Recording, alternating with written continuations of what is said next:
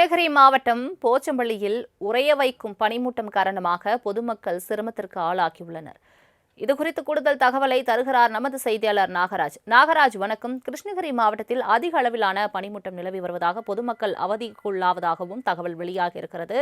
முழு விவரங்களை சொல்லுங்க. கண்டிப்பா தலைமை. கிருஷ்ணகிரி மாவட்டம் போச்சம்பள்ளி அதன் சுற்றுவட்டார பகுதிகளில் கடந்த ஒரு மாதமாகவே குளிரின் தாக்கம் அதிகமாக வந்தது. இந்த நிலையில் இன்று காலை எதிர்பாராத விதமாக எப்போதும் இல்லாத அளவிற்கு மிக கடுமையாக பனிமூட்டம் இருந்தது. இதனால் புலியூர், புத்தன்கரை, முக்கியமேடு, அரசம்பட்டி, மேட்டுப்புலியூர், பனங்காட்டூர் மற்றும் பாரூர் உள்ளிட்ட பல்வேறு பகுதிகளில் பனிமூட்டம் நிலவியது. எதிரே வரும் வாகனங்கள் கூட தெரியாத அளவிற்கு பனிமூட்டம் அடர்த்தியாக இருந்ததால் வெள்ளை போர்வை போர்த்தியது போல காட்சியளித்தது.